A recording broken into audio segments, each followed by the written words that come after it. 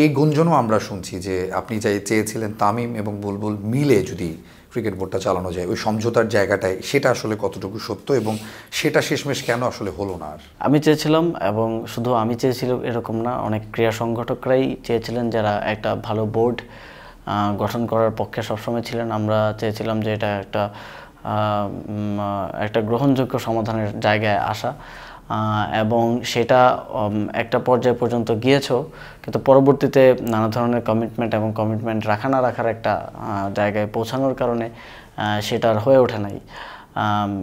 ফলে আমি এটা মনে করব যে আসলে এটা দুঃখজনক, কারণ এই একটা বোঝাপড়ায় আসার জন্য অনেক ক্রীড়া সংগঠকরা চেষ্টা করেছেন, এবং আজকেও যারা ক্রীড়া সংগঠকরা কথা বলেছেন তারাও কিন্তু এই সমাধানের পথটাই খুঁজছেন।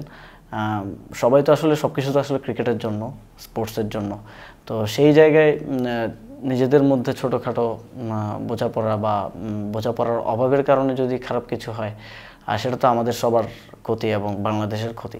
সেই জায়গা থেকে সবার গুডউইল ছিল তা বলে আমি মনে করি, কারণ সে কারণেই বসা সম্ভব হয়েছে। কিন্তু পরবর্তীতে নানা ধরনের বোঝাপড়ার ঘাটতি বা আলাপ আলোচনা না মেলার এক ধরনের কারণে, বা আরও অনেক কিছু ইনভলভ আছে, যে কারণে আসলে সেটা হয়ে ওঠেনি।